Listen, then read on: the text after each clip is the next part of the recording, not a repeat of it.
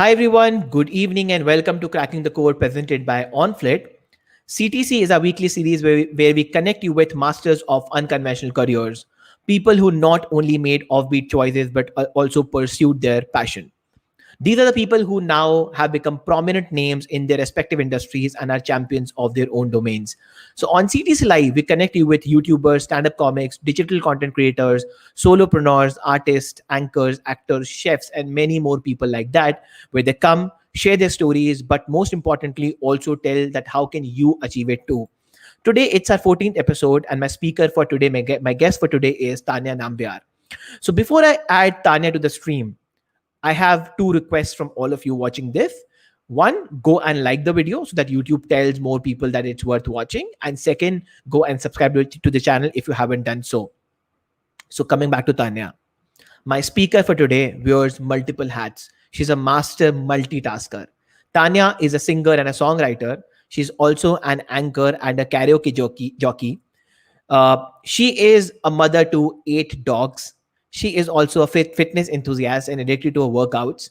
She is also the co-founder of Diablo Sauces. My guest is a master multitasker, someone who likes to call herself a middle class hustler. Ladies and gentlemen, let's welcome Tanya Nambiar. Hi, Tanya. Welcome to Cracking the Code. Hi, thank you. I'm so excited to be here. Yeah, I'm also super excited because I was going through a lot of stuff about you online, and I think at every different place there's something extra which comes out when I start looking for you, when my team starts researching for you. So I'm really excited for this conversation today. So thank you so much for signing up. Thank you for having me here.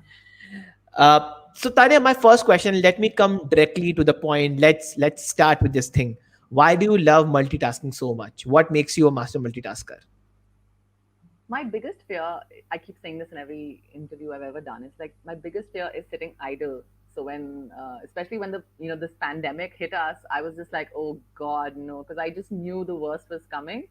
But Mm-hmm. I'm just somebody, I think I have my brain wiring is just very different. I like being busy. I think, for me, it's always like be active. The mind should just keep working. And I do take my rest time and all of that where I unwind and just relax and chill out. But I love being busy. I love working.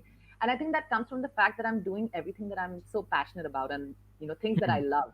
It doesn't feel like work, and I want to be doing it all the time. I want to do it so that I can be successful and, create a name for myself. And that hard work and that grit and determination is just there within me.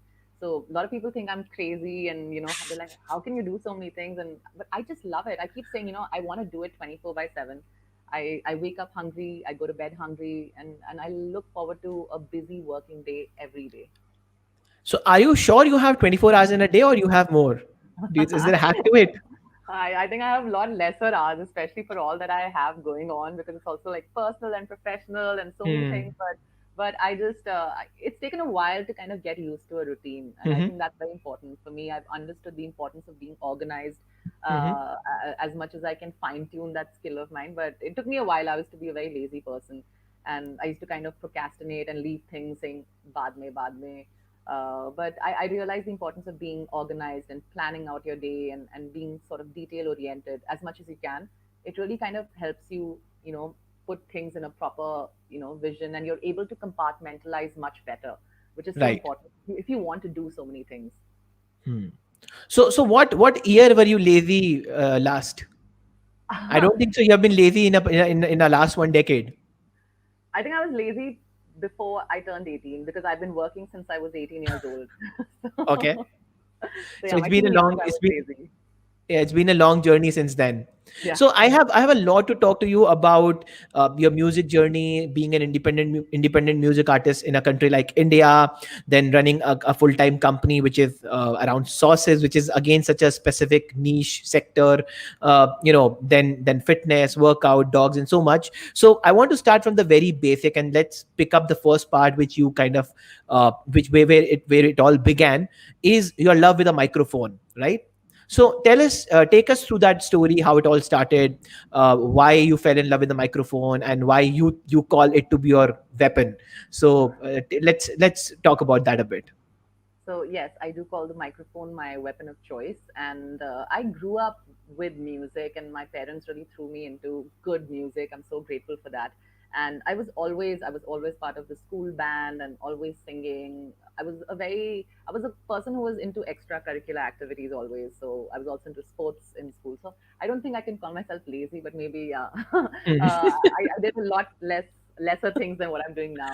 And music was always something that was there at the back of my mind, and I was so actively involved in it. So once school finished, I never really looked at it as a profession because we're Hmm. in India, it's Bollywood dominated, so it doesn't really strike you. And my vocal range and the kind of voice I have, which is very important for any singer to understand what your skill set is. Hmm. I realized, I said, I'm not the person who can do Indian classical ragas, and that's not my voice. So I'm like, Bollywood is not for me. Singing is, Hmm. not a profession. And that was that. And it just sort of was on the back burner. And I was like, okay, whatever. And then somewhere in the middle, when I started working and I was climbing up the corporate ladder, I started hosting karaoke nights with my brother. Hmm. And I used to sing and I used to get people to sing. And it's very similar to being on stage. You're creating this energetic vibe and you're getting people to have a good time. You're singing, you're making them sing. So it's sort of like, being a performer on stage. And people would come up to me and say, "Oh my God, you sing so well. Do you have a band?" They kept like they would keep asking me that. Hmm. That I was just like, okay, it's this is not my parents and my friends. These are strangers who are telling me this. So there must Right. be something. And for me, I'm somebody who likes that. I don't. I mean, there'll always be your family or your support group who'll be like, "Oh my God, you're so good," but you want that real litmus test. So I was like, Right. here are some strangers. They owe me nothing, and they are saying that I sing really well. So there must be something.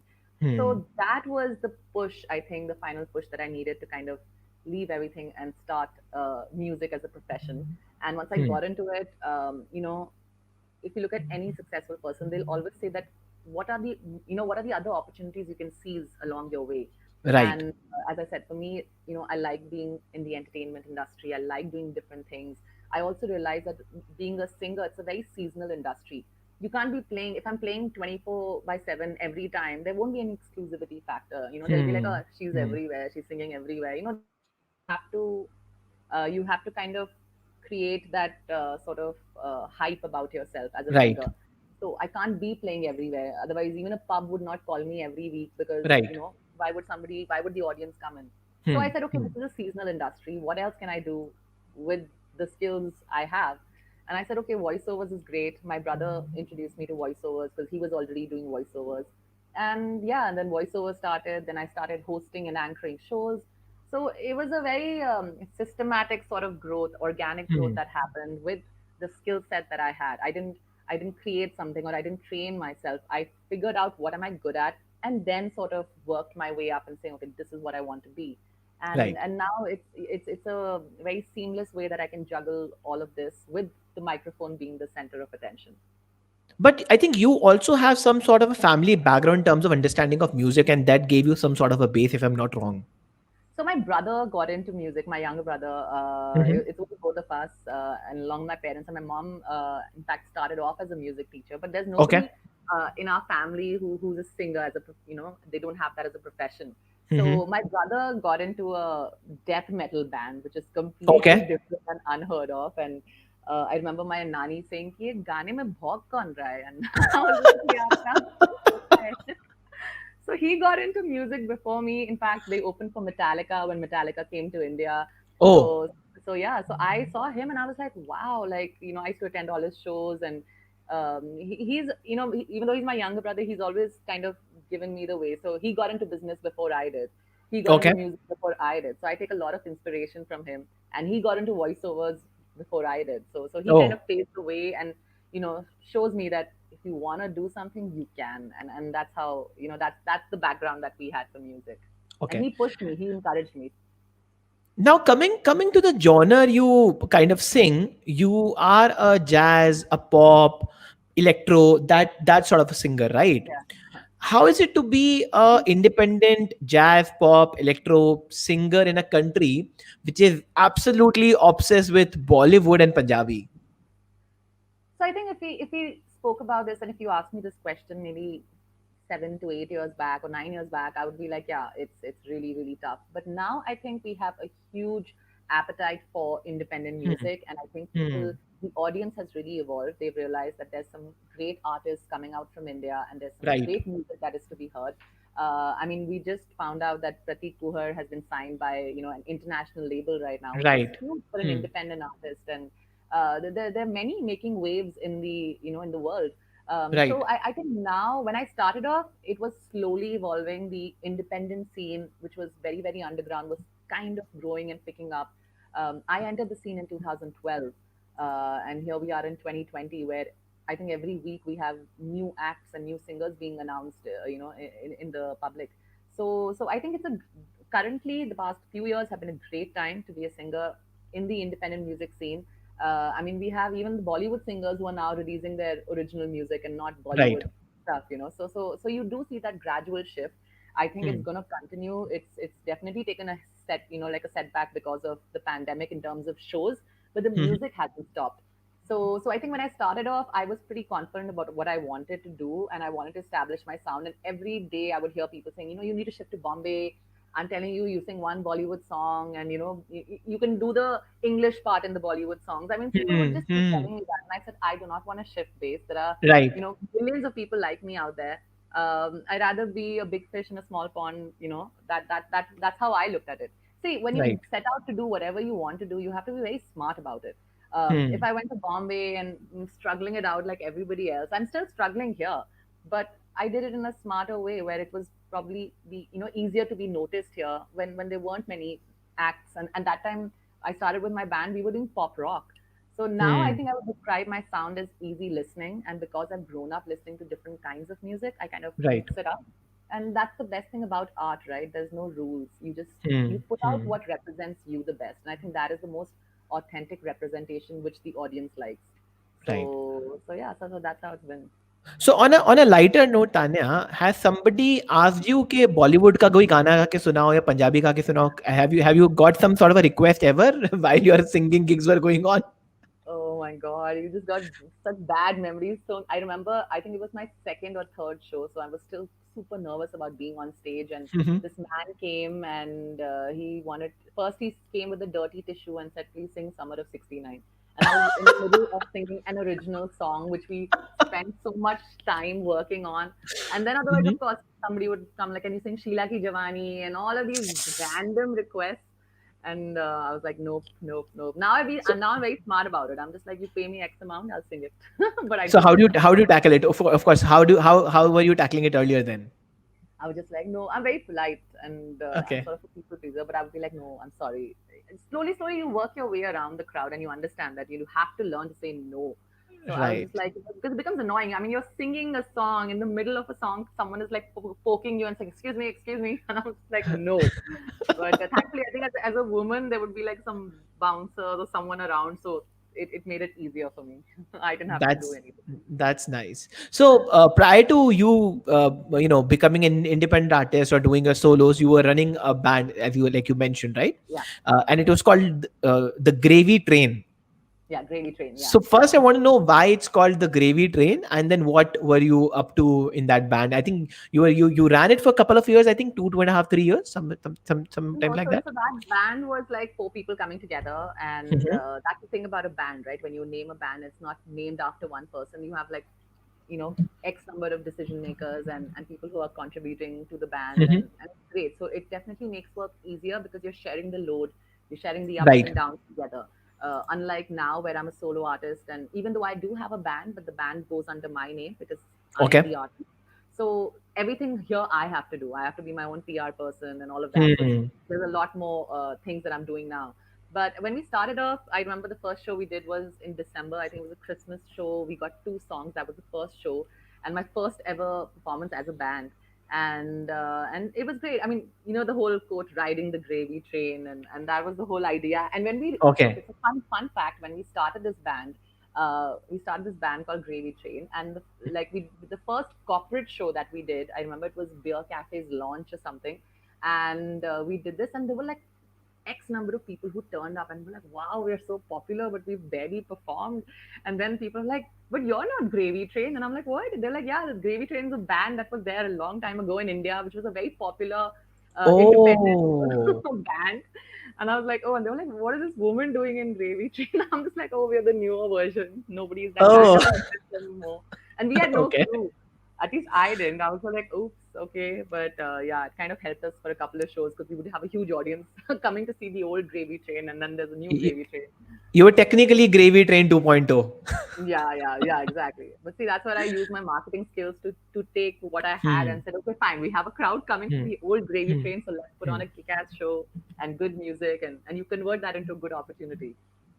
So I think when I'm speaking with you and I'm the more I'm learning about you, you handle marketing, you have been a salesperson, you take care of PR, you're a singer, karaoke jockey, founder. So do you actually sleep? Do you get time to sleep, or you are actually up 24/7?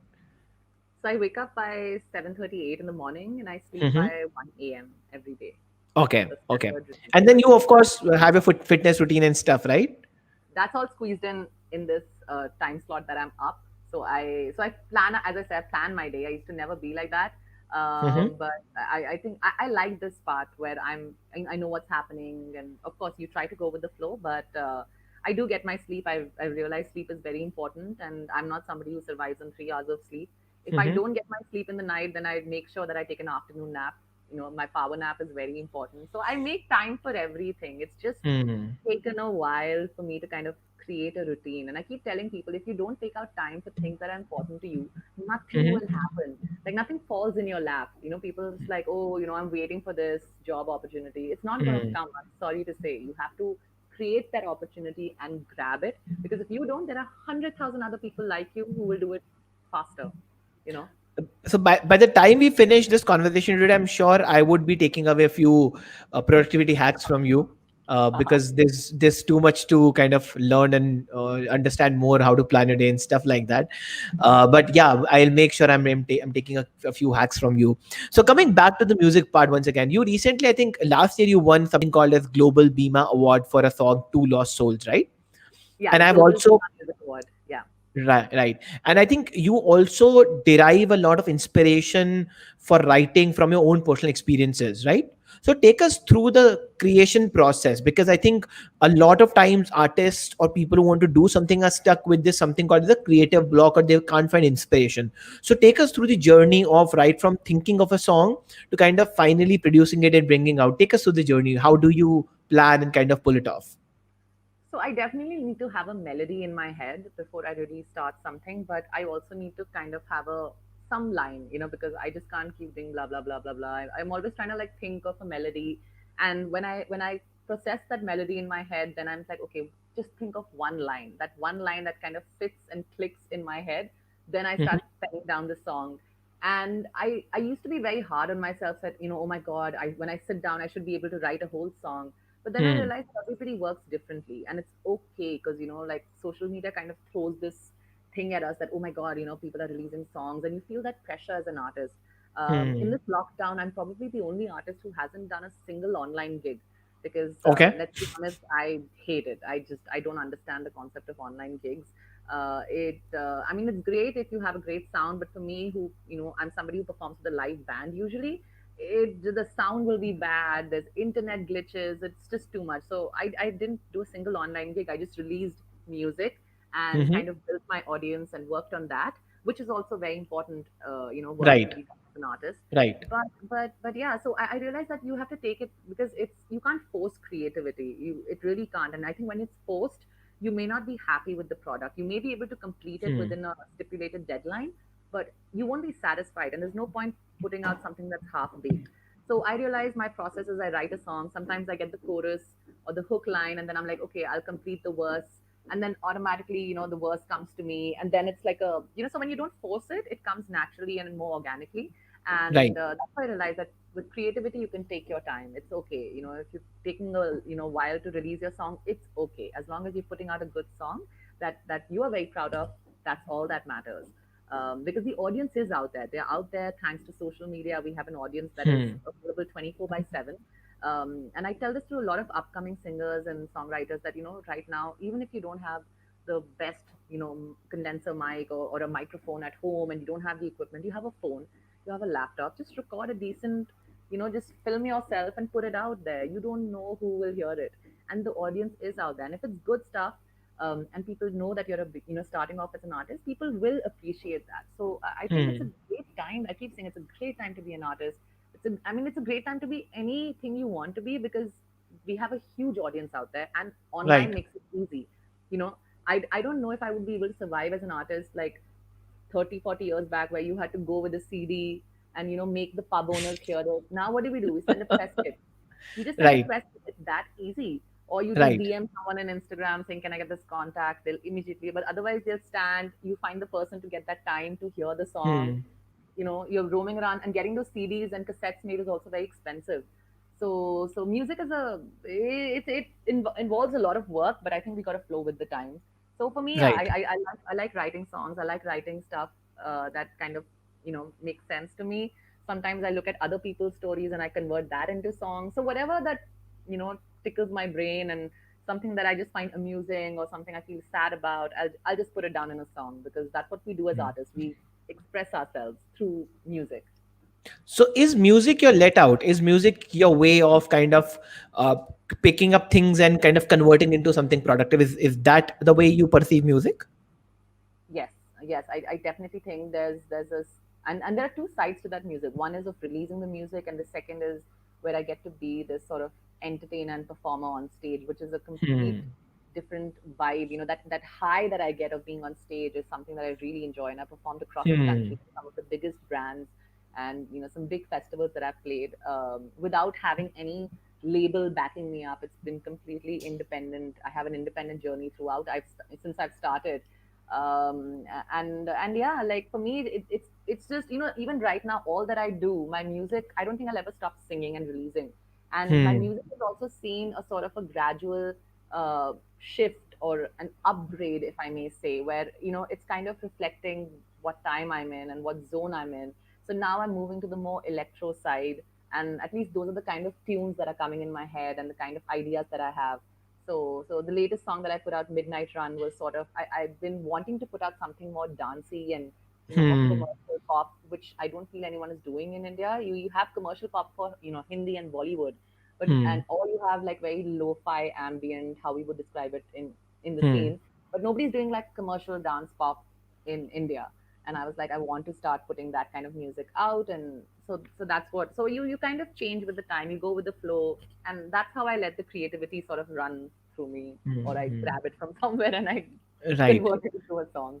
And I think with the kind of people we have in the country now, in terms of the audience, the young guys, the aspirational layer, I think this is growing day by day. The kind of even the kind of music we are creating, I think a lot of people would want to hear that, because that's English pop. And I think Indian English pop is a very different league altogether than what we hear in terms of jazz and blues and pop from the American or the English side, right? Because it's very different what we create here, right? I think, I mean, I guess the only thing that's different is probably the accent, the the English accent, but otherwise I Okay. feel that music wise it's all same, and it's basically what clicks with the audience. We have, Okay. like, let's say, people like Rishi Rich and Juggy D sampling, your Bhangra tunes, mixing it up with, pop, English pop music, and Hmm. converting it into some of the biggest hits. Hmm. I think it's a great fusion that happens.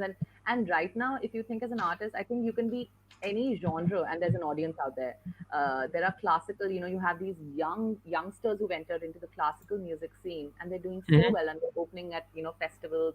You can be any genre right now, because the audience is so much more evolved. They are smart, and they know what kind of music they want. You can see that from the number Hmm. of streams that are there on Apple Music and Spotify. I mean, people have different kind of playlists. So people, there are some who want indie music, folk, pop, electro, dancehall, reggae, ska. These are Hmm. all which weren't there many years ago. Now we have Right. all of these genres. Right. So I Right. think it's like this whole melting pot that's coming in, and the ideas are just booming. So I mean, anybody out there, do your music, put it out there, and the audience is waiting out there. That's all I can say. So I wanted to definitely talk a little bit. I wanted to go in depth with the industry part, considering what's going on in the overall, after Yeah. the internet penetration and COVID. I thought I'll speak about it later, but now because you Sure. mentioned about Spotify and all that Yeah. thing, let's jump directly into that part. So one, how do you see the internet penetration? how it has affected the independent artist industry, what do you think is going to happen next, and how the COVID has affected this industry. What's your take on that, and what advice would you give to the people, to the guys, to the artists who are now planning to enter into the industry?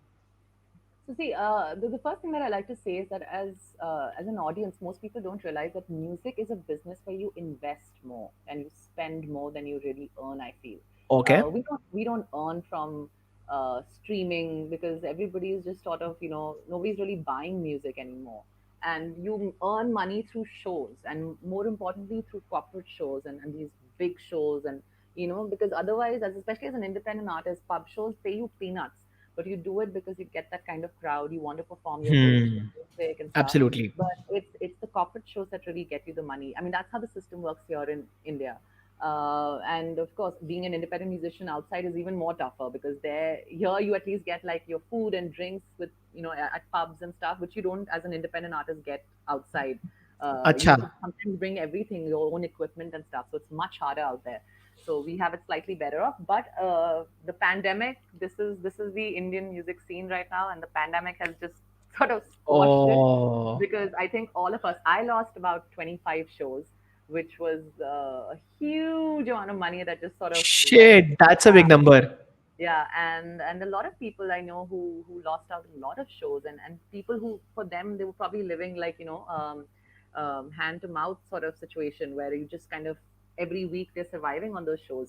So yes, it is a great time to be. I think this time people should really look at it as a PR factor where you can really build your audience, put out music, experiment because it's your Instagram or Facebook channel or your YouTube channel. You can do whatever you like. This is a great time to Right. test out stuff and work on creativity. You can look at collaborations online. Everyone sort of understood how the technology works. I did a collaboration, with this artist called Chirag, and we Hmm. created a song called Desire, and it had like a bunch of collaborators. And I never even met this guy, and it turned out to be one of the top songs that when it was released, which was I think we released it what in August, yeah. And now if you go to the Apple Music page, it's featured on that as well, so which is really really Wow. cool. So again, I've never met any of those people there except for one person who I know, and we did this completely in a lockdown period. So I think people are taking advantage of technology. We're also seeing how things are shaping up. We do have a lot of online gigs happening. People are learning how to monetize online shows and not just perform for free. Because earlier brands were also taking advantage that okay, just can you perform from our page and Right. stuff. And now artists have understood that okay, I need to make my bucks and I need to start Hmm. charging. So I think we've understood our worth. We've also understood not to take things for granted. Hmm. For me, as somebody, I think I was always prepared for a pandemic because I've been working since 18, and I'm always saving up, and I realize how important it is to kind of save up and understand these are very basic things. It doesn't Hmm. matter who you are because I think anything that this pandemic has taught us is that nobody has been spared. Whether you're low, Absolutely. middle class, rich, whoever, everybody's been Absolutely. caught. So I think as a for music, and I also it's been a great time because there are not many distractions. You're at home, you have a lot more time to work on stuff. So it's had its pros and cons, and I think Hmm. like anything else, we will emerge out of this crisis. It's very important to go through these ups and downs because they teach you so much about life. So Hmm. I don't think anyone should fear it. Learn. You can hone your skills, work on some other stuff. Maybe you're a live singer and you want to understand how to produce music electronically. This is a great time to do that because you have so Hmm. much time and you don't really have these things to be get done. You can focus on kind of shaping up your art and working on that. So I think there's definitely been a boom in the amount of songs that have been released during this pandemic and during this lockdown. Absolutely. A lot Absolutely. of music has come out, some great fantastic music has come out, and I'm seeing people just go creatively wild with the kind of ideas that are coming out, which is great. I know somebody who did a lockdown video shot entirely on the mobile phone, and it's great. I mean, it's kind of creativity. Sometimes they say that you need to be cut, like everything should be taken away for your creativity Hmm. magic to come out. And I think Right. this we should just look at the positives and sort of flow with that. Absolutely, absolutely. So to conclude this part, give me three tips from the advice point of view, or give me three advice for young guys watching this and who want to get into the independent music scene. They aspire to be a musician, they aspire to be a singer, they aspire to get into this game, but don't know what's the first step. So give me 3 tips for the people watching this who want to get in the independent music scene. First thing, be authentic and original, and just put out music that represents who you are, because today's audience is very smart and they will catch you like this, or they will just lose interest. Second, you have to be, it's not just about hard work or having the talent. You could be the best damn singer in the world, but if you're not consistent and you're not working hard, nobody cares. There are, it's all about how you package it. Sadly, today it's a whole deal that we look at as an artist. So you really need to understand that. If you have just been a singer and you're focusing only on your talent, you also need to understand the business side of music if you want to get into this industry. And I think Hmm. that just holds true not just for music or any other business that you want to get into. And thirdly, be thick-skinned. That's We don't talk about this enough. I've been saying this, especially during this 2020. I've been telling people, that's the only thing I keep saying: be thick-skinned, be thick-skinned. If you're not thick-skinned, you cannot survive in this industry. It's 15 seconds of fame. No one is famous forever. Even if you go viral today, somebody else younger will come and replace you. Be humble, be kind. I mean, these are basics. People should just understand that. I've seen artists personally who hit it big and then, become so cocky and high-headed, and that's not something. I don't think when we go away from this world, people remember how much money you made or what you did. People remember if you were a nice person or not a nice person. I mean, that's how I look at life. And those are Fantastic. the things I focus on. I think that's a great binary. I think that's a great binary in terms of what you said. You either are a nice person or you're not, and that is how people see you. Period. Yeah. There's no gray area there. I think that's a great point. Uh, 3 more tips from your side on skill set. What are the critical skill sets people need to learn before even they kind of jump into this? And I have a specific reason behind asking this question and come on to that. But first, answer, or I want to know what are the key skill sets people need to learn. Skill set for being a singer. Being a singer, yeah. Okay. So first of all, please get that. You should have the skill. Obviously, you need to sound good, and don't just take mummy papa's blessings and say, "Acha, wono bola hai." So I think definitely test yourself. This is a great way. Hmm. Social media. Put out your covers. Put out whatever songs even if you're covering someone else's song, because the audience will give you a true reaction, and that should help you gauge how good or bad you are. If you're Right. unsure about it, and that's the perfect litmus test, and it's very, very important to go through that. So yeah, definitely you should need to have the skill set of playing an instrument or singing, whatever part of the music industry you want to get into. Secondly, Hmm. why I stress that it's important as an artist to learn about the music business, because not every artist gets signed by a label the moment they start off. I've been in the industry for 8 years. I'm not signed by any label, but I've played some of the biggest shows and played for the biggest brands. So if you don't understand the music business side of things, even if you're a singer or whatever, then you will get conned and it'll be just really difficult for you to understand. You need to understand how many streams does it take for you to earn $1? Which are the platforms? Hmm. You need to understand the business side. If Absolutely. this is a profession, if this is something that you're looking to go into, for a long time, if it's just Hmm. something hobby or I want to impress that girl, so I'll become a singer and start a band. Please, like, then go back, take a U-turn and go back. But I think, yeah, you need to understand the business side. So it's very important, Hmm. because if you don't, you need to have a 360 degree knowledge about everything, so that anything goes wrong, okay, this is what I'll do, this is what. So you need to understand, because in the beginning, I didn't have anyone as a PR person. I do it myself. I had to reach out for my own shows. I had to contact festival people. I had to sort of, contact blogs and journalists to kind of get something written, because that's how you got to do it. Nobody's there to do it for you. So learn the business side of it. And I think third tip, just to sort of skill set to survive as an artist, is like, be professional. I've seen people come with like a phone and laptop and singing on stage. I mean, you've worked so hard to come on and get a show. You finally get that one show. Your one job is to learn your lyrics. You're not able to learn your lyrics. Come on, like, that just shows me how serious an artist is. I understand sometimes you have shows that come immediately, that's fine. But Right. there are sometimes you see Right. artists, every time they go on stage, they have a mobile, and that's just Hmm. not Hmm. that's not cool. I just think that's so unprofessional. You on a stage, you should also like dress well. I mean, I'm not saying you have to wear a suit and tie, but be Hmm. professional. You treat it like a business, you will get the returns. You treat it like a hobby, then it'll be a hobby and you won't really earn from it. So you got to, Hmm. it's all about changing your perspective. You can make Hmm. anything a profession if you have the right attitude for it. Hmm. I think what I just want to add one thing. See, and this Sure. is where because for people like us, I come from a normal middle class, upper Yeah. middle class family, right? Same goes for you. And I think the way you defined is that we're middle class hustlers, right? Who have Yeah. big dreams, who have big aspirations, want True. to achieve something, but don't come with, loads of money in terms of backing, or don't have True. connections, stuff like that. I think, uh, I really want to add here and tell people that when I'm meeting, people like you, hustlers, strugglers, getting things done, have achieved certain things, but now want to go ahead. I think the hustle is real. A lot of people, one, are scared of hustle, or they think that once they reach a certain height, it's all, uh, Yeah. uh, glamorous. And I like when you said that I am doing my own PR, I'm doing my own marketing, I'm doing my own stuff, I'm writing, reaching out to blogs, and I'm taking care of everything. And people think एक फौज चल रही है साथ में, Mhm. which is not, which is I think Yeah. only, which is there with only 0.1 or 0.01% of the people in the country, right? True. Rest everybody has to get take care of own things, and that is what I think makes or breaks the game, or what makes things Absolutely. tough. And I think that's a great insight. So from this, now I want to jump onto the part number two, is the Sure. transition. So especially we are going in reverse, right? So Okay. now I want to talk about the transition a little.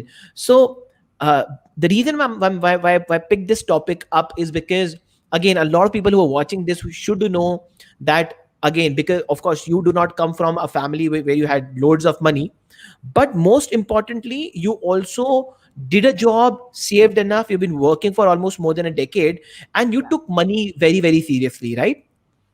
Because you knew. But a lot of people think ke, and they have this thing, passion follow karna hai, but they don't know kaise karna hai, and then they end up getting into that bad phase of life, right? So True. tell us that entire transition phase. What was the job like, when you thought you should be transiting, and what was the transition like? So I started off, I mean, I love being a salesperson, and I think I learned some of the biggest lessons in life from being a salesperson. As a salesperson, we've heard no more times than we've heard yes, and Hmm. that's true for life Hmm. as well. Not everything is a yes, ma'am. Please, I'll open the door. Please come. This is your dream house, and this is your no. It doesn't work like that. So I think I really learned how to be determined and be full of confidence because of being a salesperson. People cut the call on you and everything. So I started out as a I would cold call and even now, like I'm very confident about talking to people. I can talk to them. You want me to sell a pen? I'll sell a pen also. I'll do it very happily, and that comes from the sales experience. So I started. Worked my way up, and my last job I was a corporate sales manager for a media company for magazines, and we were, Hmm. taking care of some of the biggest magazines in the country. And I think somewhere along the line, I think I was just like, okay, I want to be my own boss. I want to start this thing, and this music itch was there that I really want to try it. And I realized at that time, I was young, and I was just like, I want to say, I'd been saving up. I've been saving up since I've started working, and my brother keeps saying, "How do you do it? How do you do it?" And I'm just like, I just do it because I wanted. I think somewhere at the back of my mind, I knew I wanted to give what I want to try. I wanted to give it a shot. But it's great to follow your passion. It's great to do things that really inspire you, but you have Hmm. to take a calculated risk. I didn't Hmm. come from a family which could like take care of me for 5 years if I didn't work. And I'm very Absolutely. happy. I'm very grateful that as a family we've seen financial ups and downs. I mean, God forbid if I didn't, I would probably be a coffee person roaming around, and I'm so glad I'm not. I'm humbled Right. and I'm so grateful that I've seen the importance of things, how you come together when things go bad and you need to be there for each other. It's very important. These are, success is really defined by very few basic things and basic things that we all know. We just don't put it into play. Hmm. So for me, I always wanted to be my own boss, and I said, okay, I want to try things that I'm passionate about, and this is a perfect time. I'm not married. I don't really have kids or anything, and it's a great time for me to kind of take that risk. And if things don't work out, I can always go back to a job, like because that time, in the foreign, you have the concept of a gap year, and we didn't Hmm. really have that in India. Yeah, So we I said, don't have, okay, yeah. I said, let me give that a shot. I saved up enough money saying that, okay, I'll give this a shot for a year and a half. If things don't work out, I have this much money I've saved up, from working. I've done everything in sales. I've done cold calling. I've done like the whole telemarketing thing. I worked in BPOs when I started off, because at 18 nobody would really hire you, right? Uh, Absolutely. yeah, and we didn't have that internship. Now, of course, in India we do have internship concept. That time Right. we didn't really have it. And yeah, I've even stood in stalls, exhibition stalls, and I've sold stuff and everything. I mean, that's why I really call myself a middle class hustler, because I've done it all. And yeah, and then I saved up money. I said, let me give this a shot. I was so determined. I had my family support. They said, fine, do what you want to do. Like my mom, I keep saying this in interviews. That's so important. My mom always says, you want to be a juice wala, then be the best damn juice wala in the world. Like, you give it your Right. all, you don't do it, which is so Right. true. Like, if you're in it, do it, work. You know, you can't crib and say, oh my god, I don't want to do this. So I Hmm. struggled it out. It started ups and downs, obstacles. I kept falling. I kept making mistakes. I made blunders, but I also saw, tiny bits. I tried to find tiny things that I could celebrate. And I said, okay, I'm doing something right. This is me. And, started, even then when I started as a music person, as a singer, I used to create like how I learned in sales. I would create an Excel sheet. Okay, these are the Hmm. pubs I've contacted. These are the Hmm. festivals I've contacted. Like you have a sales sheet where you have a hot, cold, warm lead. I would Right. do that. So you have to treat it like a business. And going by, we played when we started with my band Gravy Train. The first 6 months we didn't even have a song, and we did a lot of shows. Imagine not having a song released, and we had like songs prepared, but we didn't have them recorded. But we Right. managed to do some big shows and corporate shows. And that's because I kept selling it like that, you know. Hmm. So it's very important to. That's why I said that you understand the business side of anything. You want to be a graphic designer, understand the business side of it. Be professional. That's how Hmm. people take you seriously. So I think the fact that I took a calculated risk, it's very important, because when you have a blueprint of things, even if you fall back, you're like, okay, this is where I want to be. This is how I can work. It's you can move from step to step, and it kind of helps you. Hmm. Imagine you're in an unknown country and you're just roaming around without GPS and map. You'll be lost. And same Right. goes for life. You need to have some sort of blueprint. It doesn't have to be defined completely, because we don't know what tomorrow is like, or we don't know what the year Absolutely. holds for us. But if you Right. have a basic vision board where you say, okay, this is what I want to get to, and this is what I want to do. So that time starting, I was like, okay, I want to earn X amount, you know, through this. And then when I realized it's seasonal industry, I said, okay, I need to change my financial tracking and kind of rework it and re-strategize. And then Hmm. that's when I added voiceovers and anchoring and stuff. So you kind of understand how the ball rolls, and then figure out what else you can do alongside. And now I think it was the best decision for me to quit my job. But I also kind of applaud myself that I did take a calculated risk, and I didn't risk it Hmm. all. And I saved up money. And I keep telling people, if you save up money, because you don't know what life holds ahead. You don't know how things can Hmm. go really Hmm. bad. And if anything, 2020 has taught us is to be prepared always. Right. Uh, Right. whether you're the richest person or whoever, doesn't matter. Be prepared. At least you're able to tackle things slightly in a better manner. Hmm. So think And of always about calculated risks.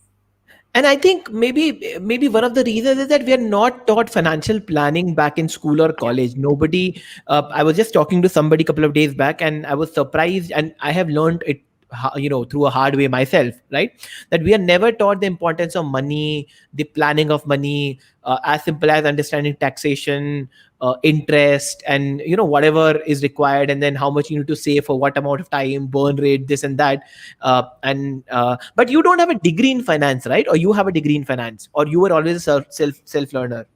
I finished my schooling, and then I did completed my history honors from Delhi University, and that's Mhm. it. I'm just a graduate. So are you those one of those curious kids who just want to kind of understand everything and kind of get into the game and chalo figure out karte hain? Are you one of those?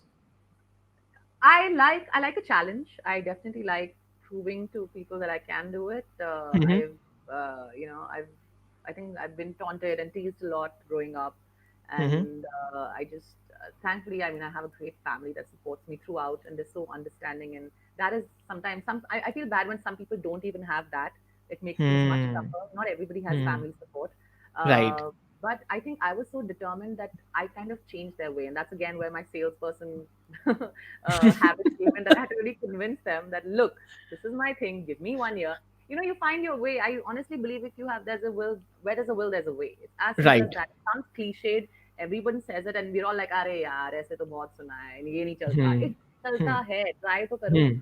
If you don't Hmm. put Hmm. it, I mean, if Hmm. you're not able to convince your own parents about your music, how the hell are you going to convince the world about your music? Answer Exactly. the question and then decide whether you can be a singer or not. Because it's not their life to Absolutely. live.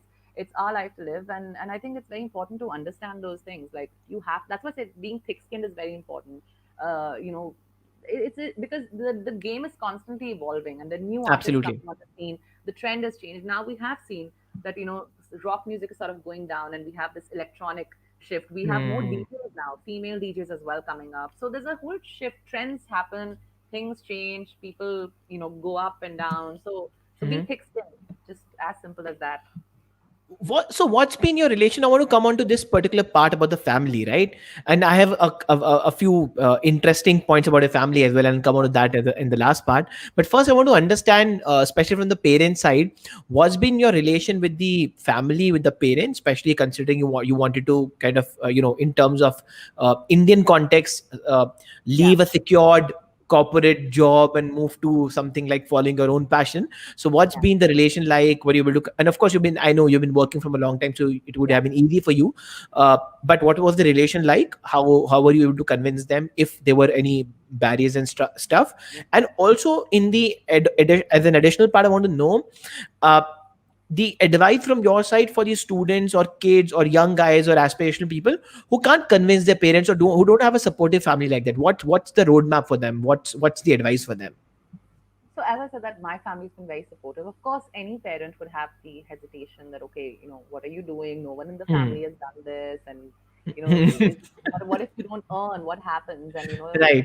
it's a lot. I think as Indians, we're constantly worried about that. In fact, I remember I was sitting with my mom, and my dad is just like, cool, cool, yeah, yeah, whatever. Like, I think he doesn't say like most dads, he doesn't really tell me what he feels, but he's just like, okay, Hmm. okay, I'm gonna be the cool dad, so yeah, yeah, yeah, go for it. Mom sort of puts together the thoughts that both of them have, and she'll place it out.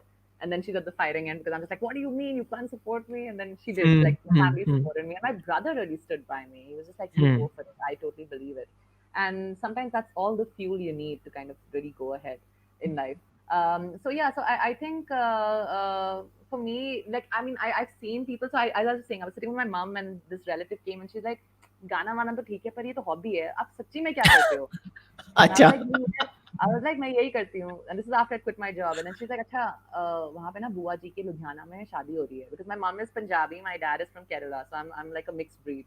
So she's like, बुआ जी की ना लड़की को शादी हो रही है लुधियाना में, तुम वहाँ पे आ जाओ गाने. मैंने कहा वैसे टाइप का गाना नहीं गाती मैं. And then Oh they're like, what? shit.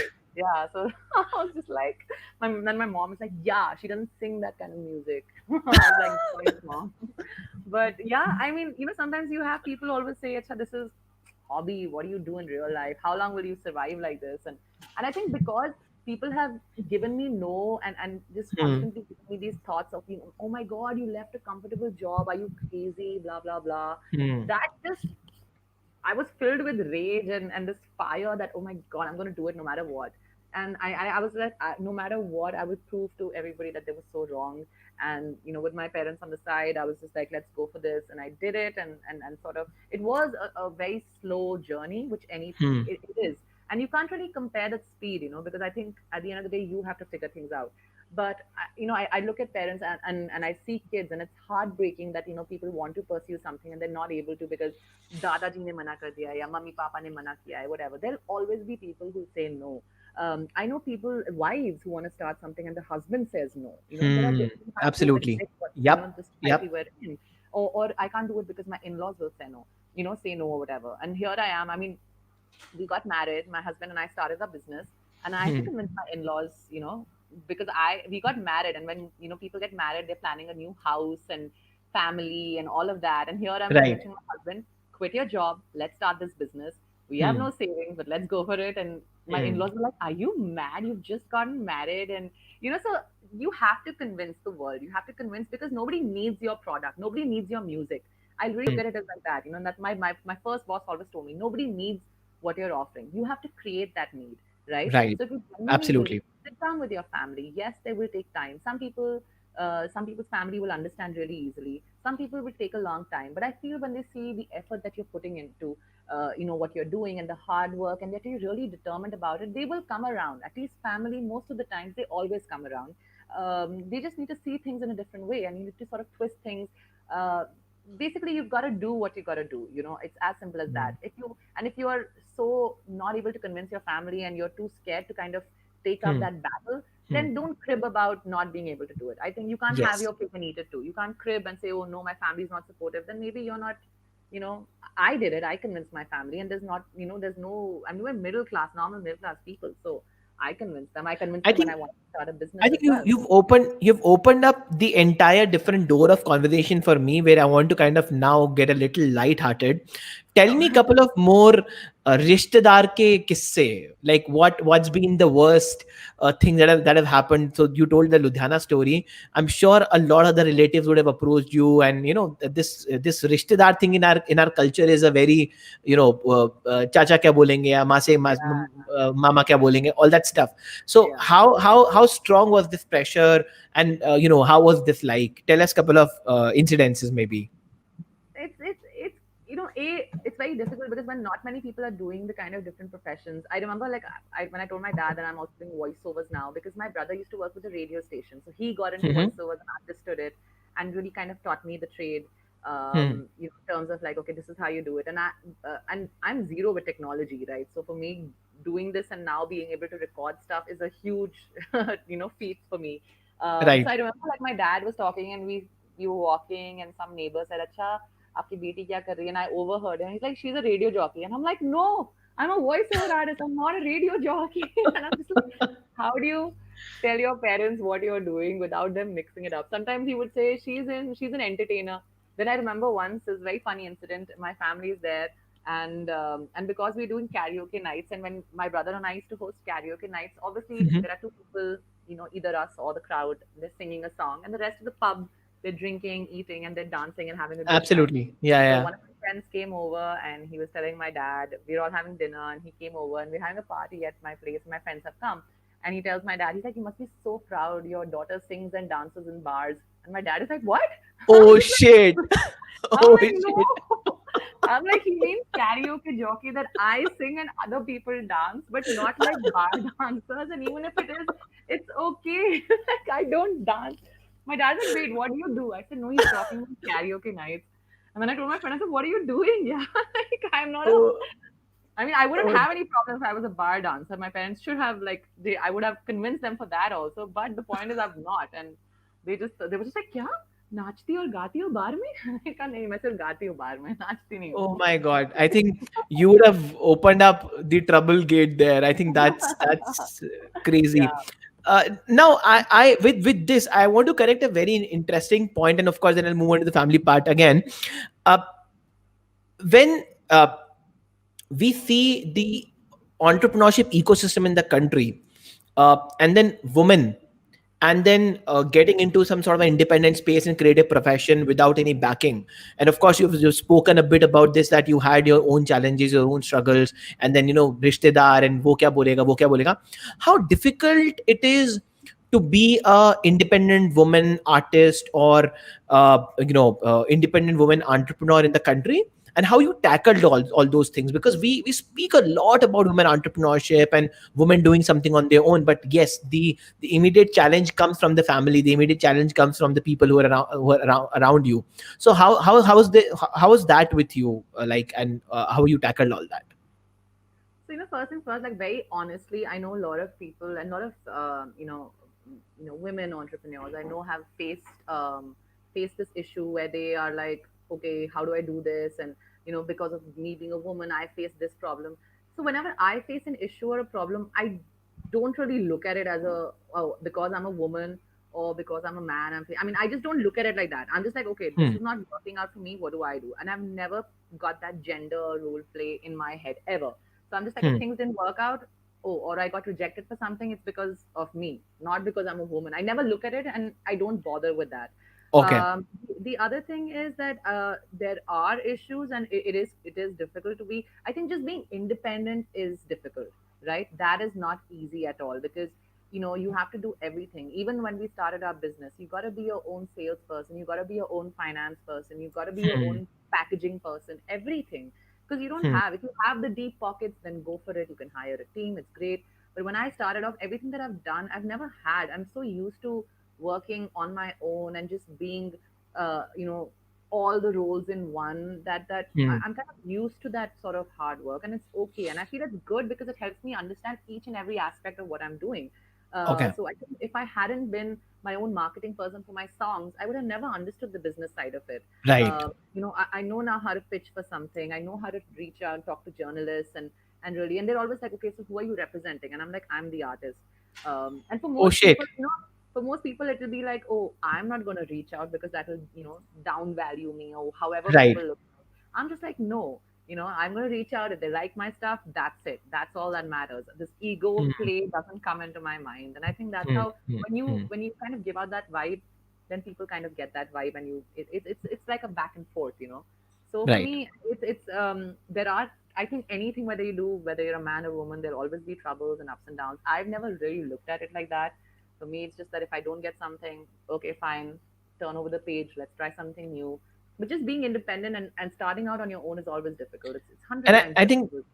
that's a great mindset. I think that's a great way of that's a great lens of looking at things. That's a great mindset, I would say. So Yeah, there's a lot of inspiration for people watching this. yeah. I now just want to jump onto the last part, and then we'll move on to the rapid fire. We're at 55 minutes already, and a Woo. couple of people watching us. There are a Yeah. couple of good questions. But before we jump there, guys who are watching this, I would request you, if you haven't liked the video yet, go and like the video and go and subscribe the channel. And I'm sure you are loving the conversation because it's such something super energetic. So Tanya, coming on to the last part of the conversation, the latest thing that you're doing is building this company called El Diablo, right? Which is a sauces company. I'm Yes. sorry, I can't still pronounce it correctly. I'm really Oh, bad that's at fine. it's El it's a, Diablo. it's El Diablo, right? Yeah. And other than this company, the interesting part is that you run this company with your husband, and you Yeah. run another company called the Sound Shop with your brother, right? So again, so that was, we started that off, and it kind of went bust because we were getting too many of our own individual projects. So we did Hmm. start that off because I mean, my brother was my first sort of, you know, colleague that I worked with, because we started Okay. karaoke nights, which again for 7 years we hosted karaoke nights together, and you know we kind of really gained that popularity of, you know, the brother sister doing this together, you know, Hmm. day in and day out. And then we kind of, everything that we're doing is sort of in a similar space. He's also a voiceover artist. I'm a Hmm. voiceover artist. Hmm. He's been a singer. I've been a singer. Hmm. He has a business. I have a business. So we're similar. So Sound Shop is something we thought, we started. We tried it out, and it was basically to supply voiceover artists because we knew there were a lot Hmm. of junior artists out there. It's still something I think we'll go back to. It wasn't the right Okay. time to start it. We kind of accept our failures, and where we kind of, we didn't really have time because we had too many of our own projects happening, so we kind of had to stop that. But then again, you got to recognize the hits and misses and move on, and we do our own voiceovers now. We work together, we support, we keep referring each other to our clients. So right now that, but probably when we are a little more better prepared, we'll get back to Sound Shop and work on that. I The think I reason we stopped is, so sorry. The reason we stopped is because, you know, I, when I speak to a client and I say, okay, I can commit to this deadline, but then chasing after another voiceover artist who may not have the same work ethics as me oh. becomes very problematic. And we realized that this Hmm. gap is too difficult. We were losing out on work because, you know, the client had a deadline, and me and my brother, we are known for our quick turnaround time when it comes to voiceovers. But I couldn't Okay. promise that on behalf of other people. So Hmm. we said, Hmm. let's just stop this. Let's just focus on us being voiceover artists and getting more work. More work means more money, and that's how it is. I like the clarity you have in your head. I think when I'm talking to you, I can see this very clear cut roadmap and clear things planned in a very nice box. You know what it's working, not working. You have a proper map somewhere laid out. I think it's a matrix you have planted in our map. I think I can see that clarities. That's fantastic. Yeah, So and tell us similar more. like for starting the husband, you know, like starting with my husband, everybody's like, never work with your life partner, and I dug a grave by deciding to make him my life Hmm. partner and my business partner. So, but it's great. I mean, it has its But ups why and downs. sauces? My question was why sauces? Why? Because this is something altogether very different what you have been doing, like singing, anchoring, Yeah, voiceovers, karaoke. It's all connected, right? It falls under common umbrella. yeah. But how come altogether like you ventured up into sauces? Like what's the story there? So I look up to a lot of people, and I always, I love, like, you know, listening to motivational stories and inspiration stuff that really kind of inspires me. And I've always wanted to start my own business. I just wasn't sure Mm-hmm. what my business would be about. Mm-hmm. And I was just like, I know, मैं बनूंगी business woman, बनूंगी, ये करूंगी, I'll do this, but I didn't know what bloody business will I run. And Mm-hmm. I've known Nikhil, my husband, for like a while now. We dated and then we got married in Okay. 2016. And he is a chef and he comes from the hospitality background. And he's worked with some of the top chefs in London, and he's worked in every aspect of the hospitality industry. And he was working in a job, and I was doing all of these things that I was doing. And I told him, I said, I really think we can start something. And I used to like ungli maro him because I genuinely believed in him. Sometimes some people are strong enough to kind of recognize their own talent, and Hmm. some people are not able to, and they need someone else to recognize that for them. And I Right. really recognize how talented he was. He's a great cook. And we fought. We were like, okay, what can we do? He also sketches really well. So we were like, maybe something with fashion. But I'm like, no, it's not. And we would go out a Huh. lot for our date nights, and we would say, that, every when you go to any restaurant, you would find a ketchup bottle, a mustard bottle, or a sriracha, or I mean not sriracha, Tabasco Tabasco. ketchup. Yes. That's You that's Indian pick, standard. That's the benchmark. Huh. and he and me love spicy stuff. Okay, we both like mallus, and we love spicy food. And I'm just like, it's not spicy, and I don't like ketchup. And then we saw this gap in the market, and I'm like, oh, Nikhil, like, we realized, and I remember we had a big fight because he was like, I don't know, want to start a business with you, blah, typical husband wife fight. He went Mm-hmm. into the kitchen, and whatever stuff we had lying around, he came Mm-hmm. up and he's like, try this, and I'm still angry with him, and I'm like, whatever, I don't want to try this. He's like, just try this. And I tried it and I was like, oh my God, this is so good. He's like, yeah, we can start sauces. So we literally started with Wow. 0 rupees in our kitchen. With my in-laws really worried about why the hell are you guys doing this and ruining your life and blah blah blah. But I was like, this is great. So we basically, I think, when you look at starting, just don't look to start a product. Don't look at Hmm. starting something because t-shirts are trending, so let me start t-shirts, or jewelry is trending, so let me find a product that solves the solution. I mean, every business person has ever said that because it's also true. When Absolutely. you offer something that is a solution, so here we recognized a gap in the market that the Indian audience only had mustard, ketchup, mayo as options, or sriracha and Tabasco were the only like foreign brands people knew. Right. There's nothing Right. exciting. There's no homegrown Indian sauce brand. And even the sauces that were there, they were just like, oh, spicy sauce, spicy ketchup, peri peri sauce. Like these are the standard things. They were just being rebranded into different things. Absolutely. So we said, oh God, let's jump on this. And we created El Diablo sauces in Jan 2017. We make fresh and natural, uniquely flavored sauces. We have currently 11 sauces, absolutely Wow. unique. You won't find anywhere in the market. So 11 unique flavors of sauces, and hopefully by the end of the year we will be on to 16 flavors. We're anyway launching two more in the coming week, so very Okay. excited about that. So do e-commerce? Like how do you sell these sauces? So we started off with a B2C model Mm-hmm. because like I think I mean usually I always say have a plan, all of that. We jumped into the business and then did the research. Like most people Right. will do the planning and Right. then start the Right. business. This because sometimes the idea just hits you, and then you Right. develop it and then do your planning and research. So we knew I knew nothing. I can't cook. Very Hmm. ironic that I'm part of a food product, but I can't cook. And also, fun fact, I hate maths. So when you were asking me about finances, I was like, oh my God, I have a phobia of maths, by the way. I've, Okay. uh, Okay. I, I wanted to become a fashion designer. Then I realized in the entrance test, there's mathematics. And I said, no, mujhe nahi karna. I can't do it.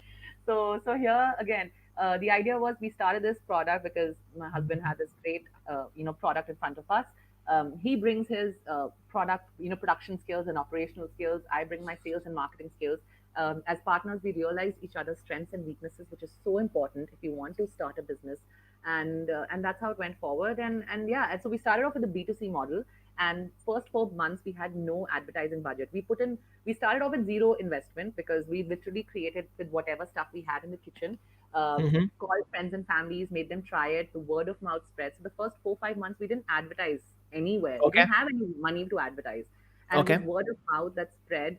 So it was B2C, and then we got calls from like restaurants saying, "I've heard about this sauce," and we were like, "What?" And then we moved into a B2B model as well. So Okay. now it's a B2C, B2B model. We have our website, Amazon, like all your e-platforms, online platforms, Amazon, Little Black Book, numerous platforms that we're selling on already. And apart from that, we're supplying our sauces to some of the top delivery kitchens in Delhi NCR and restaurants, and supplying them these sauces. And yeah, and hopefully We're working now. We're looking actively for investors because we realize that the expansion is there, and there's a huge expansion opportunity. We want to start international shipping and go global with this, and Hmm. we want to be the source of the nation and hopefully expand internationally. So that's the plan we're working on. Fantastic. And I can see a fashion design brand also coming up soon, considering you have an interest there in a fashion and your husband being a sketch artist. I can Yeah, see that coming really very soon. So it's a yeah, we're working on fantastic merchandise. We're working on merchandise for the see, brand now. I told you. You called it, yeah. Good job. I can see that that enthusiasm and the that hustle. So I got the vibe already. True, true. At least I'm good at understanding Yeah, great you are. entrepreneurs You now. are. You are. So I think on that note, we will now move on to the rapid fire. Okay. Any up till this point, any closure remarks you want to give? I think it was fantastic. Talking about all these things, and I'm sure we can on for a little more time. But I would love to host you once again, maybe, and Sure, we've sure, already surpassed 1 hour mark. So sure. we will do a couple of quick rapid fire and a couple of questions from audience side. I'm so happy people have asked a few Yeah, relevant questions. So yep, so let's move on to the rapid fire first. sure. So my first question is, what do you do when you're not working? I work out, or I am busy on Instagram, or I play with my dogs. Okay, One of the two. so that was my second question. So you're mother to 8 dogs. 8 dogs at home, and then about 15, 20 that we take care of, stray dogs that we take care of every day. Quickly tell us that story, because somebody, I'm not sure, also mentioned in the comments, where's Lola? Is Lola Yeah. your one of your dogs? Lola's Okay, one of my dogs. She's a very one of your naughty dog. dogs. Yeah, so we started off. So I had one dog, and then when I moved to my husband's house, they've always had a lot of dogs. So they had three or four, and then uh, a couple of years later, we adopted more. So there are five now in this house with me and my husband, three with my parents and my brother in Delhi. And we feed like a lot of stray dogs. In fact, that this dog thing comes from my dad. I've seen my Okay. dad take care of a lot of strays, and in our house, the food for the dogs is prepared before the food for the humans. So I've seen him, Wow. and once I got married, I was just like, I want to do this thing. I've seen my dad do it, and I never done it, and I can't really claim to be a dog person if I'm not taking care of dogs. So now every day we have like five outside the house. They are fed 3 meals a day, snack time. I've picked up an office space. I have like about five, six dogs there now. So the whole day goes. I have to squeeze in time. How I do it, I don't know. But by the time I sleep, I'm exhausted at night. I have more dog hair than body hair on me. Just saying. Are you sure you're not planning to write a novel soon? Because with so much of I want to. I flavor want to know. going, I'm going to write a novel called "The Art of Staying Afloat." okay, that's a great name. Yeah. Uh, what's your favorite Bollywood song, and what's your favorite Punjabi song? Oh, my favorite Bollywood song is "Bang Bang Rock the Bell." I love that song because it has this nice disco vibe, and Okay. I think Vishal Shekhar composed it. So I really like "Bang Bang." That's my favorite song. Okay. And Punjabi song.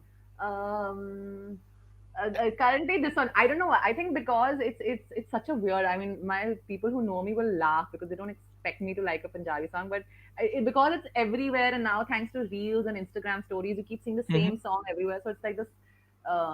Mummy nu pasand nahi hai tu. Something it's called maybe Mummy nu Okay. pasand. Neha Yeah, Neha Kakkad, I think. Yeah, yeah, yeah. Okay. yeah. So that's a Punjabi song which I think it's just stuck in my head. I don't really like it, but it's stuck in my head always. What's your own favorite song? That the one you want to kind of listen and you love it. It This is the worst question to ask me. I am the most indecisive person in the world, and Mhm. my current favorite song, keeps changing Mhm. all the time. So I never have one favorite song. It just keeps switching up, and So my husband puts tell me the music. favorite song of the day or favorite song of the Favorite song hour. of the day currently is my current favorite artist. This artist called Dua Lipa, and her music video for the No, no, song no. was Your song. I'm talking about. oh I'm talking my about your song. song. Yeah, your song. My current favorite song is my latest song, Midnight Run, which I really like because I did want to put out something dancey, and Hmm. I'm so happy with the way it turned out. So Midnight Run is my current favorite in my songs. Fantastic. What do you consider to be your biggest achievement till now? That I've managed to stay afloat doing all of these things. It's not easy. I Okay. mean, people give up with one job, or people are like, I'm happy. I try to stay happy. I'm positive, and I'm doing all these things. Hmm. Touch wood, I've managed to stay afloat, and I'm just surviving life. And I think that for me is the biggest achievement. Hmm. What's your dream or aspirational work? I think again, I really now I'm so invested into the business now, and I really want to see this taking off globally. I Hmm. definitely, when I see these documentaries about business people, I'm just like, one day, somebody Hmm. will make a documentary about me. I don't know why. I'm just like, I want the world to know how hard we worked for this, how hard I worked on myself as a brand, and just doing things and hoping that people will like it. So for me, it's just to at least, I mean, when I die, I just want people to know who I was, and I've done I think some amount of good work. I've done it's a hopefully. it's a good goal to have. I think it's a good Yeah, goal to have. it keeps me Maybe, going. It yeah. keeps me going. So last two rapid fire questions, and then we move on to the Sure. audience. Second last, what inspires you the most, or who's your inspiration? I think my mother. My mother's the biggest inspiration. I mean, I keep telling her, I said, if you were like a Swamiji or a Babaji, we would be super rich by now. But she's not. Okay. She's in the educational industry. But if you speak to her, she has such pearls of wisdom. She's the most positive person I've met, and she's like, no matter what crap we're going through, on a day-to-day basis, she will just kind of find the light at the end of the tunnel Hmm. and take it to it. I survive life because of her. She's Hmm. very optimistic, and she's the biggest inspiration in my life. Hmm. So my last rapid fire question, which will confuse the most, but I want one answer about it, right? Okay. If we have to tomorrow, if you tomorrow wake up and somebody gives an option to choose just one thing out of all the things that you do, either sing or be a voiceover artist or run El Diablo Sauces, or maybe, out of three, let's say, okay, pick one. No, And I that is can't. something you have to do for the rest of your life. Pick one out of the Oh three. my God. I can't. Okay, so if I do that, then I think it's just very, again, this comes from very systematic planning. I think I'll do voiceover artist because I'm able to charge a lot of money for a couple of seconds of voiceovers. It's good money. It's not that much. Like the work is lesser than, I mean, I think it's just easier. I find it easier and I like doing it, and I don't really have to move out anywhere. So I won't be spending on transportation. Very practical answer. So I'll choose being a voiceover artist.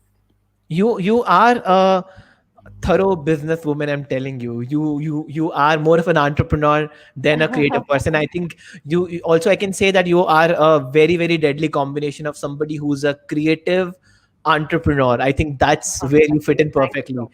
uh, Thank you so Tanya, it was fantastic talking to you. I'll much. quickly take 10 more minutes. Sure, The people who are watching us, they have posted some very interesting questions. sure. And there's a lot of love also coming in. So I'll quickly start asking the questions and then we can wrap. Okay. So there's a question from Aarti, and as I told you, right, we have less audience, but these are the people who come every time. Absolutely, yeah. So guys, I really appreciate you coming here. So before I start answering the questions, this is my sincere thanks to my audience, to all of you guys who come here, watch our episodes, post your questions. I am really, really honored. I'm really happy. I'm grateful to all of you who come religiously on every episode and come and drop in your damn questions. Thank you so much for all the love, guys, and thank you so much for being so consistent. I really appreciate you guys coming in here. So over to the questions now. So Aarti has a question. Aarti Nair, she has a question.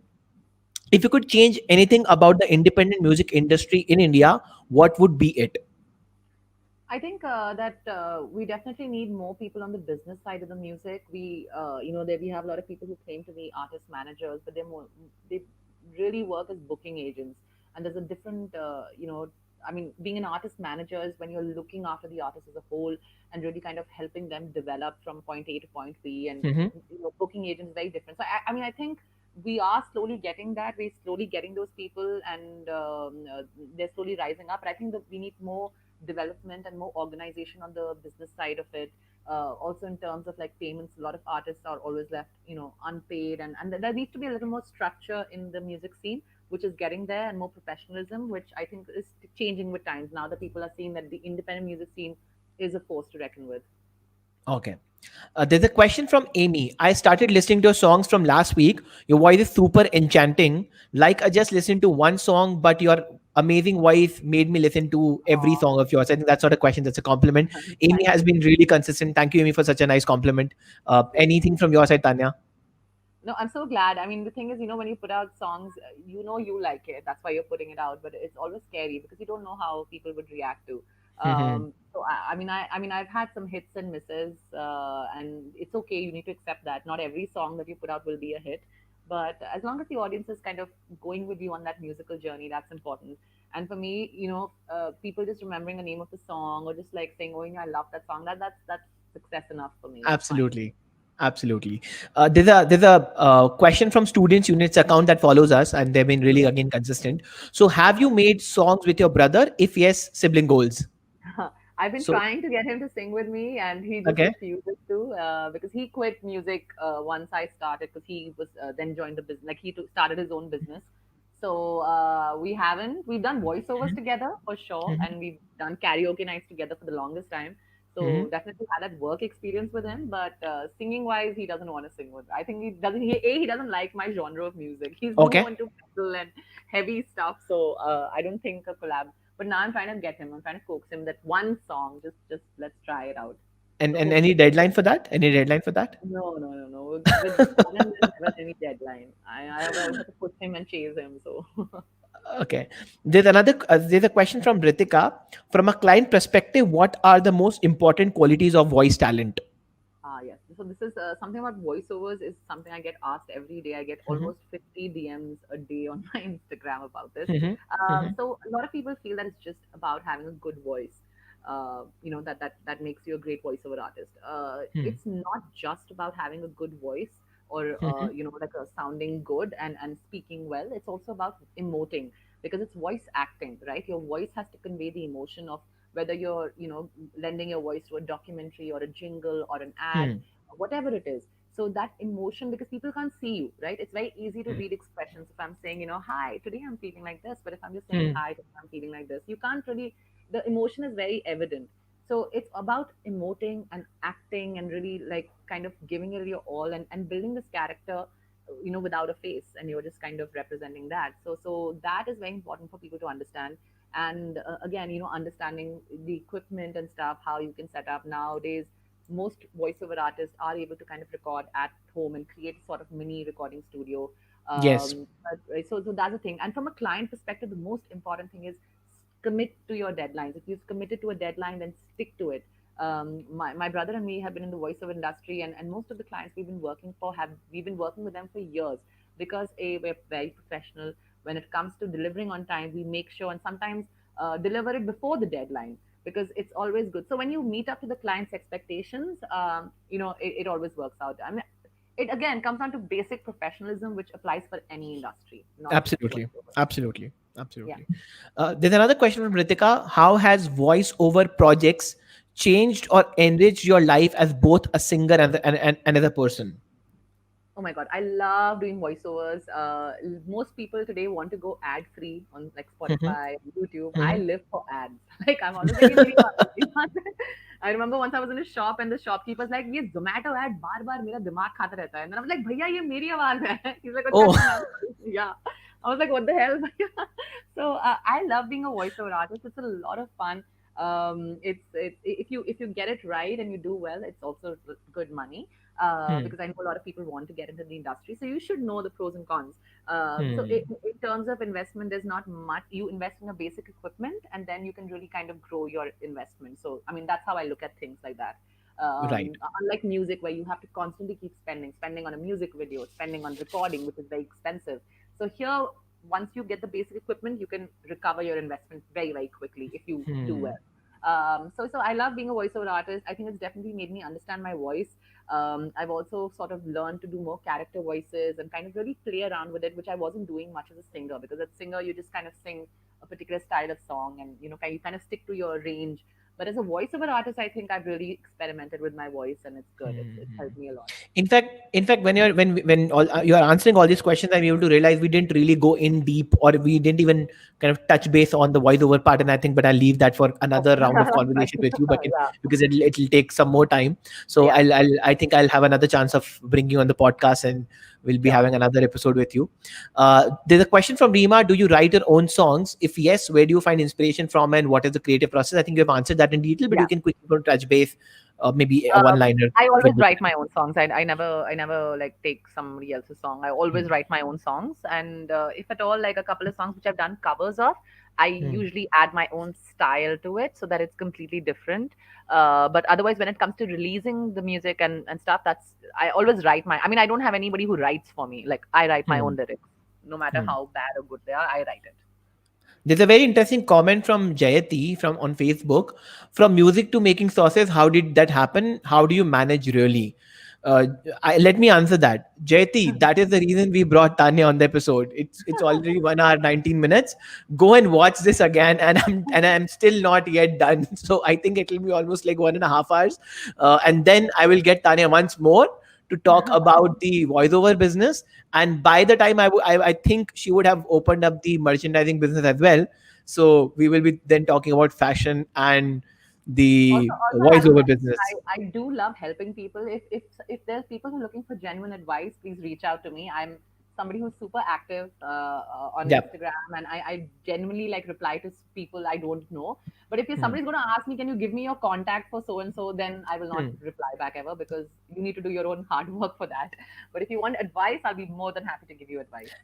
And as a host, let me also add that Tanya, you literally have been one of the most sweetest person I have brought on the Oh, thank podcast. you.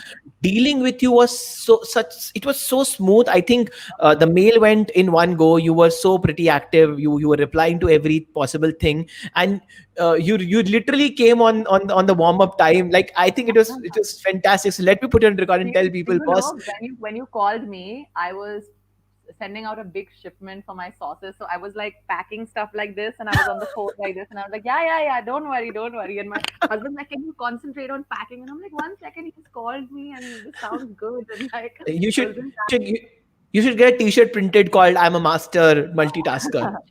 Uh, a couple of more questions quickly. Let's Yeah, pick them up. There's a question from Ginger Breadman. I think it's account again.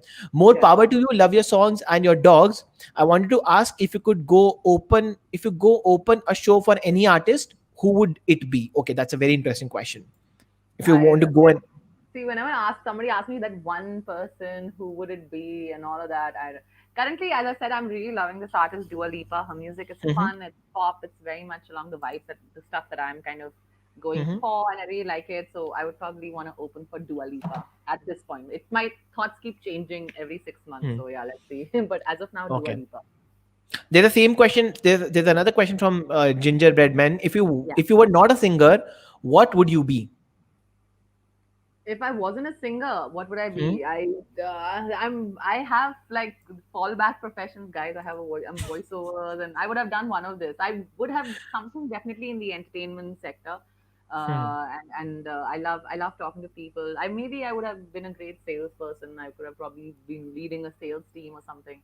I don't know. I mean, if nothing else, I would be a very chatty person for sure. I'd probably be one of those people sitting in a dhaba just chatting away with people. I don't know. It's very difficult to answer that now. The life has come to so many things that I do, Right. but yeah, I mean, something Absolutely. I would have managed to survive life no matter what. I think that's important. There's another question from Amy. Has the singing career helped you in your entrepreneurship journey? Absolutely. I learned everything about building a brand from being a singer because I had to build myself as a brand. And I really Mhm. treated it like that. As I said, I treat it like a business. I created sales targets, as in how much I want to earn every month. And once I realized it was seasonal, kind of made that shift, understood, broke it down to how many corporate shows I need to do, compared to pub shows to make X amount of money, and then kind of put that money into a music video, and then also kind of sell myself as an artist, reach out to journalists, be my own PR person, marketing person, everything. So I learned everything about being a brand and building a brand from, doing everything for myself as a singer. And now I'm able to apply all of that in my business as well. So it's really, really helped me with my entrepreneurship journey. Okay. Last two questions and then we wrap. So, There's a question from Gang Ali. Why is the sauce brand called El Diablo? Where yeah. did idea come from? I think maybe you can quickly, in a nutshell, cover So this. I think we've Diablo already is spoken about my it. Right? yeah, Diablo is my husband's dog's name, and it also means the devil in Spanish. And my husband has for a long time lived in Costa Rica, Mhm. So his Spanish is better than his Hindi. So he said we're going to name this after my dog because we're both dog people, and that's how. Yeah, and the dog was fiery and but had a big heart and cute, loving but temper tantrum dog. So we said Diablo works perfectly. Let's just call it El Diablo Sauces. Diablo. Now let me say it. Diablo. Diablo. Okay. I've been It's messing fine. with the You've got it pronunciation fine. right from the beginning. Don't worry I'm so about it. embarrassed. I'm so Don't embarrassed. worry. Don't worry about it. It's been fine. And last question of the day, and I think this is one of the very interesting questions. Have you ever dealt with performance anxiety and how to overcome it? Oh my god! I think the first festival I performed, because I probably felt I was like the most junior person at this festival. Everybody else had Mhm. like huge fan base, and I kept thinking nobody even knows who I am and stuff. I had Mhm. like a lot of. In fact, for me, I'm not kidding about this, but for me, I look forward to the music and shows so much that for me, every show feels like a new show or my first show Hmm. ever, and I always have these nerves, and it's good because I've always I'm always like remind myself be humble and be humble. Don't like because you don't know how things can go bad. As I said, Absolutely. I've been a pessimistic person for a long time, and now I'm sort of like realize how to be optimistic and confident about Hmm. things, but also kind Hmm. of be grounded.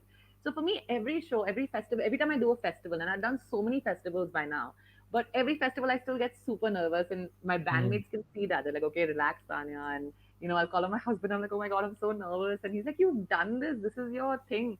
So for me, I think because I'm so excited about it, for me, every show feels like a first show. It doesn't matter how many people are there, whether I'm performing to 100 people or 1,000 people or 2,000 people.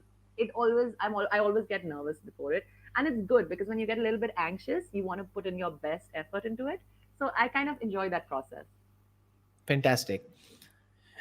And the last compliment is yes, Midnight Runner is amazing. I'm obsessed. And on that note, we Thank will you. wrap today's conversation. So, first of all, I would like to thank you once again, Tanya, for coming on to the on cracking the code, and it was fantastic having you. I Thank you. hope you loved the conversation, and I thoroughly enjoyed it.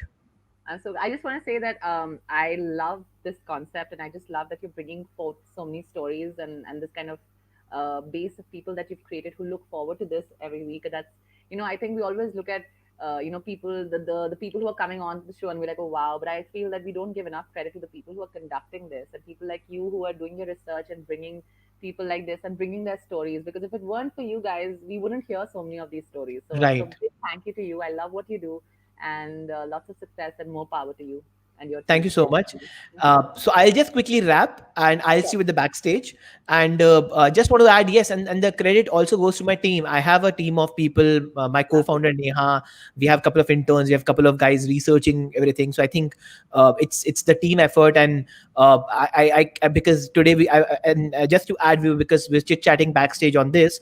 I think I run a company where we have a woman. I have a woman co-founder. She's a woman CEO, and we are a woman majority company.